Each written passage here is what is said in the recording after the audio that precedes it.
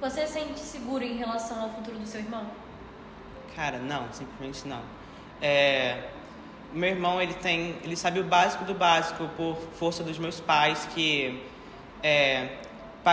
gastaram muito dinheiro com professores particulares para ir em casa para ensinar o básico para ele, tipo, soma, bem básico mesmo, para eles ter um pouco de independência, para ele não ser sempre dependente dos outros.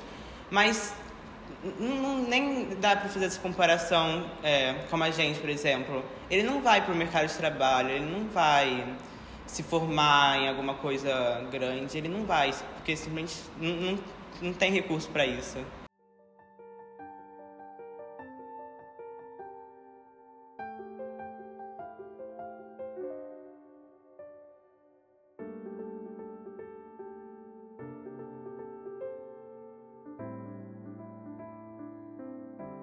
Meu nome é Juarez, eu sou professor de Geografia e eu tenho 31 anos. Ana Carolina, tenho 37 anos e sou nutricionista. Meu nome é Pedro Henrique, tenho 16 anos, eu sou estudante. Para você, as instituições de ensino possuem infraestrutura para que um aluno autista não se sinta deslocado? Olha, não. Não completamente. Não. Assim, depende da instituição. Onde o meu filho estuda, aqui dentro dessa região onde a gente mora, foi a escola que a gente achou com uma melhor infraestrutura para ele. Eu acho que a gente precisa entender que todo aluno tem uma necessidade diferente. Principalmente quando a gente fala de um aluno que está no TEA, ele, em alguns casos, né, depende de qual grau que a gente vai ter, mas em alguns casos ele vai precisar de uma assistência, de alguma estrutura diferenciada que possa trazer uma integração melhor ao sistema educacional que a gente tem. Praticamente nenhuma tem. É muito difícil alguma ter também. E mesmo se tivesse, é um recurso muito limitado. Por exemplo, eu tenho um irmão autista e ele já tentou estudar em outros colégios. Mas para conseguir um recurso que deveria ser o básico para os alunos autistas, que é uma mediadora, sabe, não é uma coisa que a escola disponibiliza. Você tem que pagar para isso. Não é nem uma coisa que o governo ou o ministério auxiliam com esse suporte financeiro. Você já presenciou algum caso em que percebeu que a escola não soube incluir um aluno do espectro autista? É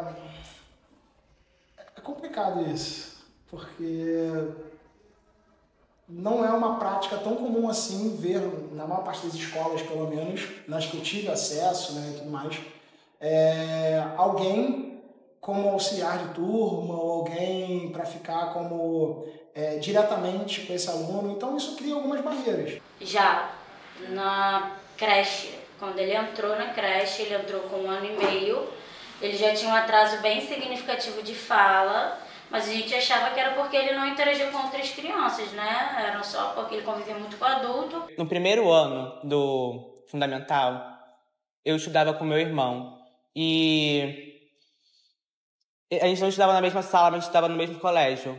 Como dia normal de aula, ele teve uma crise, só que a escola não tinha preparo para auxiliar ele. E aí a gente presenciou várias situações em que, em vez da professora incluir ele na atividade, ela o excluía, porque ele não conseguia participar e alcançar o objetivo. Então foi um dos motivos que a gente até trocou de creche na ocasião. Então, meu irmão teve a crise, teve que ir embora da escola, porque a escola não... teve que sair da escola, porque a escola simplesmente não podia fazer nada. Eles não tinham suporte, não conseguiam fazer nada. Então, eu tive que ir embora junto com meu irmão, né? Porque eu também estava indo. Você já percebeu o bullying afetar a vida dessas pessoas? Eu já vi alguns problemas em relação aos alunos mais jovens não entenderem o que era a condição no qual o colega de sala tinha. Assim, não entender que o colega ele era autista ou entender que ele tinha algumas percepções do mundo de forma diferente ou que ele se comportava de forma diferente. E aí isso podia gerar um pouco de conflito, um pouco de problema. Então assim, as pessoas olham para ele e dizem que ele não tem nada. A gente sofre mais por essa questão, porque as pessoas acham que a maioria dos comportamentos que ele tem é por conta de ser uma criança que é mal educado, não tem limite, porque ele não tem nenhuma estereotipia, não tem algo que chame mais atenção e as pessoas consigam identificar. Do meu irmão em específico, eu nunca reparei, até porque ele nunca teve muita oportunidade para ir para a escola, mas em lugares públicos, como shopping, já teve bastante situações que as pessoas começaram a achar algo repugnante, que é desrespeitoso. Mas assim, as crianças são muito acolhedoras, assim, eu acho que assim, as crianças não têm esse preconceito com isso, sabe? Elas são muito acolhedoras, não tem essa questão de, não vou brincar com ele porque ele não consegue. Mas assim, é o que eu te falei, meu filho não tem muito comprometimento motor, intelectual, então assim, eu não sei se de repente com uma criança que seja de um nível 2 ou 3, que tenha uma hipotonia, alguma coisa assim, seria o mesmo tratamento. Mas o bullying diretamente, uma perseguição, algo que fosse provocado pelaquela condição do aluno especificamente de forma mais efetiva, isso eu nunca presenciei. Você acha que tem alguma coisa que podia ser feita para melhorar a educação especial atualmente? Várias coisas. Por exemplo, a escola do meu filho, ela faz muitas atividades fora da sala de aula, que é uma coisa que já ajuda bastante, não só as crianças que são neurotípicas, né? Mas até a fixação de conteúdo para as crianças que são normotípicas. Então, assim, eu acho que atividades fora de sala, coisas mais lúdicas, sem ser aquela educação tradicional de quadro, lousa e cópia e conteúdo. É até difícil de falar isso porque a gente está muito longe de ter uma inclusão boa, mas eu acho que tinha que começar pelo Ministério, pelo governo, dando suporte financeiro, suporte na educação, na saúde, porque tudo que o meu irmão sabe de independência hoje, tudo que ele aprendeu mesmo, saiu do custo dos meus pais, porque o governo não dá suporte para isso, sabe? Pergunta fácil, né? Não tem como solucionar um problema assim, só com uma resposta que eu vou dar agora, mas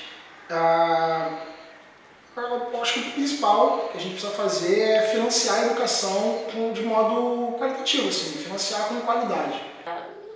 Questão até do material de apoio, de suporte, muitas escolas fazem PEI, mas a maioria não faz o PEI, não tem profissional que faça PEI. Então, assim, são esses ajustes que para a maioria não é necessário, mas que infelizmente para quem precisa, a gente ainda encontra um monte de obstáculos nesse sentido, de falta de material, e o principal é a falta de profissionais capazes de entender. São profissionais que têm que ter treinamento, isso você não encontra com muita facilidade.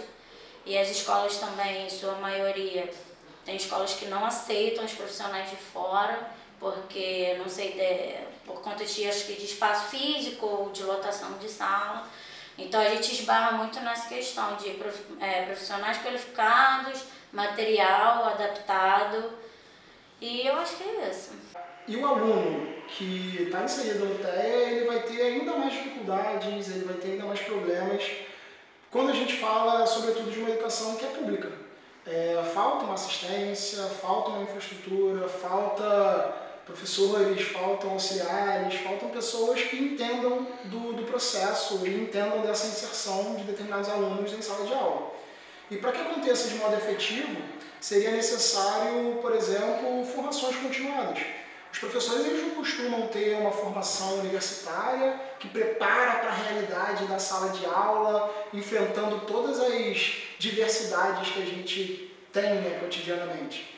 Então, formações continuadas seriam legais, seria bastante interessante, porque normalmente essas formações saem do bolso do professor. Muitas vezes o professor não tem nem tempo nem a disposição financeira para poder custear esse processo.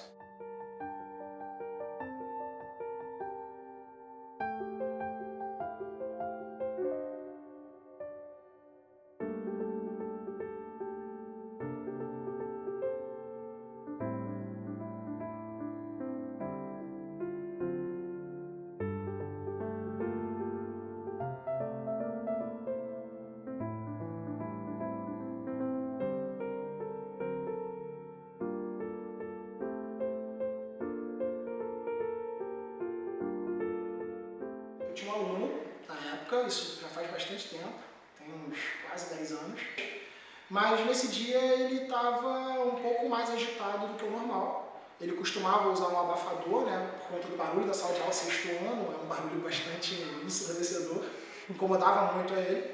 E esse aluno ele acabou nesse dia muito estressado assim, pelo barulho, e alguns colegas desrespeitaram ele no sentido de fazer ainda mais barulho. Não era um bullying, não era uma prática cotidiana, mas nesse dia eles incomodaram mais, fizeram mais barulho, e esse aluno ele ficou muito agressivo querendo bater nos colegas, e aí rapidamente eu consegui tirar ele assim de perto, mas ele acabou me agredindo assim, não foi forte, não foi nada demais, mas ele bateu no meu corpo, né, e isso mostra o despreparo que eu tinha naquele momento, que eu tenho até hoje, para falar a verdade, que tudo que eu pude fazer foi tirar ele de sala de aula, para ele acalmar um pouco, para conversar um pouco com ele e chamar alguém da escola que pudesse ficar com ele, né? Porque eu tinha que voltar para a sala de aula para dar conta dos outros 30 alunos que tinham na sala. Uma coisa que me preocupa muito é que, tipo, meu irmão provavelmente vai ser dependente para sempre dos meus pais. E uma coisa que me assusta também é que meu pai já morreu, então minha mãe, quando ela morrer... Um momento muito bom pra gente foi quando saiu o laudo.